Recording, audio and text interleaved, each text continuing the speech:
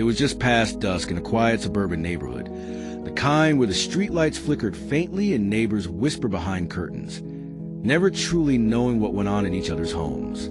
Evelyn Carter, 72, had lived there for decades. She moved slowly but with dignity, leaning on her cane and carrying herself with the quiet confidence of someone who had survived life's harshest storms. But that evening, she had done nothing more than walk home from the grocery store, a bag of fresh vegetables in one hand, a loaf of bread in the other, when it happened. 2 police officers, white and aggressive, had stopped her on the sidewalk, claiming suspicion of loitering and acting suspicious. Their words were clipped, sharp, and condescending. Before she could explain, before she could even breathe properly, one officer grabbed her arm with a force that made her stagger, while the other shoved her against the hood of a nearby car.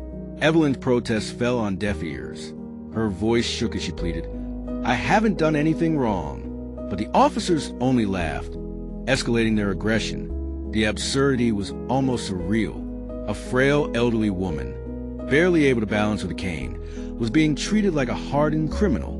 One officer's badge number didn't match any official records when a passerby tried to note it down. The patrol car's dashboard camera was mysteriously off, or so it appeared, and the neighborhood security cameras had conveniently malfunctioned. Yet Evelyn did something no one expected. Her hands shook, but her fingers dialed a number with calm precision. "Marcus, it's me. I need you," she whispered into the phone. On the other end, Marcus Carter, her son, recognized the urgency immediately. He had left the Delta Force a month ago, but carried every instinct, every combat-honed reflex with him. "Mom, stay calm. Tell me what's happening," he demanded, voice steady yet commanding. Evelyn's words were punctuated by the officer's insults and shoves. "They're hurting me. I didn't do anything." Marcus didn't hesitate. "I'm on my way," he said. His mind raced through every possible scenario, every tactical approach. He knew these officers were not ordinary threats. There was arrogance, there was abuse of authority, but he also knew that brute force wasn't always the answer. Precision, timing, and strategy would be crucial. In that tense moment, it became clear.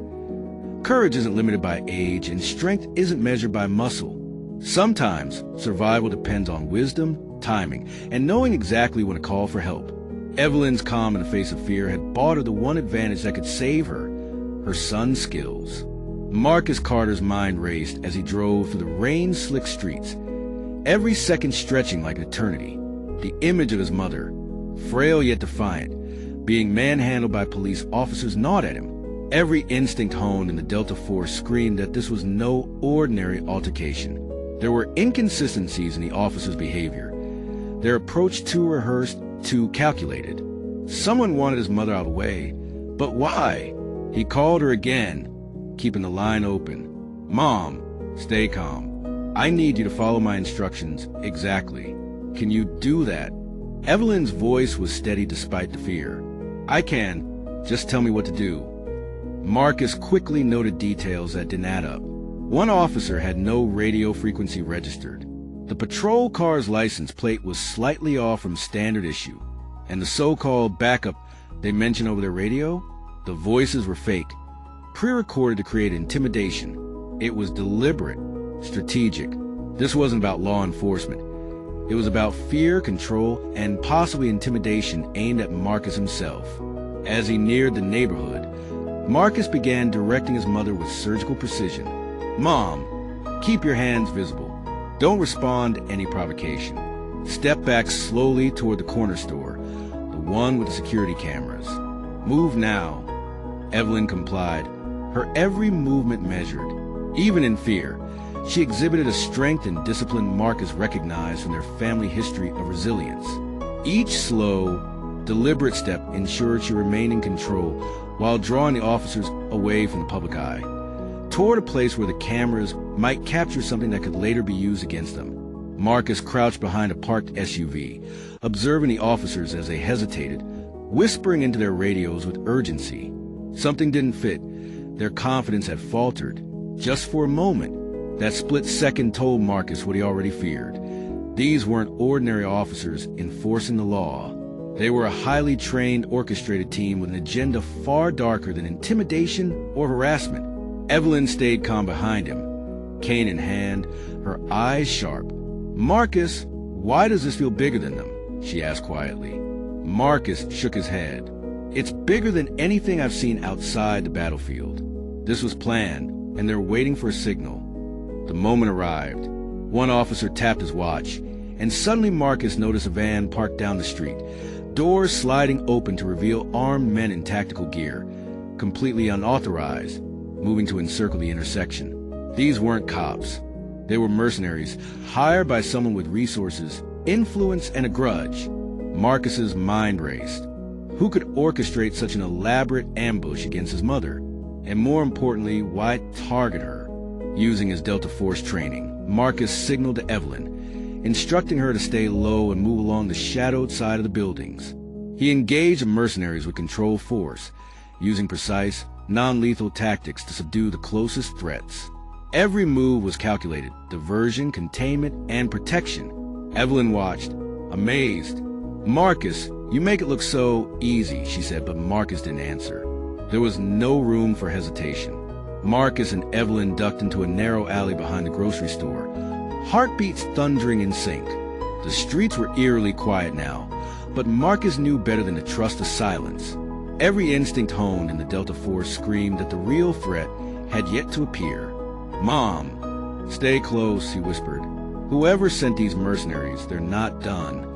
Evelyn nodded, her cane tapping lightly against the pavement as she followed. Despite the fear, her eyes held a steeliness Marcus had always admired. She had survived decades of life's harshest trials, and now she was proving it again. Suddenly, a sleek black SUV screeched to a halt at the end of the alley. The rear doors opened, revealing a figure Marcus had never expected. Detective Harass, a long-trusted officer from precinct. But the warmth of familiarity evaporated instantly. Harris's eyes were cold, calculating, and full of malice. "You've been very clever, Marcus," Harass said smoothly. "Too clever. That's why I had to escalate things. Your mother's little walk tonight, it was never random. It was orchestrated to draw you out. And now here you are." Marcus froze for just a fraction of a second, but that moment could have been fatal. Harris's accomplices emerged from the shadows, armed, trained, and ready. Marcus moved instinctively, positioning Evelyn behind him while engaging Harris's team with precise, controlled force. Every step was a calculated maneuver: diversion, containment, and protection. Evelyn, surprisingly agile for her age, assisted when possible, knocking obstacles into the attackers and buying crucial seconds. One mercenary lunged at her, underestimating her, but Evelyn's swift reflexes, born from decades of resilience and experience, allowed her to sidestep and send the attacker tumbling. Marcus's jaw tightened. His mother wasn't just surviving. She was fighting alongside him. Rain soaked the alley as Marcus crouched, every muscle tensed. The masked figure controlling the mercenary's actions was no ordinary opponent. It moved with calculated precision, almost anticipating every move. Evelyn, standing behind him, gripped her cane like a weapon, eyes blazing with defiance. "This ends tonight," Marcus whispered, his Delta Force training kicking in fully. He couldn't let fear dictate his actions. Every second counted. With a swift motion, the figure pulled off the mask, revealing a face Marcus never expected. Lieutenant Daniels, a senior officer in the precinct and someone Marcus had trusted. His betrayal stung like ice water. Daniels had orchestrated the entire setup, from the initial harassment to the hired mercenaries, all to manipulate Marcus and intimidate Evelyn. "You've been too clever," Daniels sneered. "Too careful. But it's only a matter of time before one mistake costs you." Marcus's eyes narrowed. "You underestimated her," he said, nodding toward Evelyn. Evelyn, surprisingly nimble, sidestepped a swinging baton and struck a steel pipe against a nearby railing, creating a momentary distraction. Marcus seized the opening, disarming Daniel's accomplices one by one with precise, non-lethal strikes.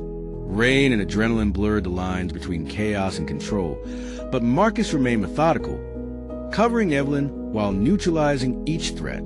Daniels lunged at Marcus with a weapon, but Marcus used a combination of leverage, timing, and skill to redirect the attack.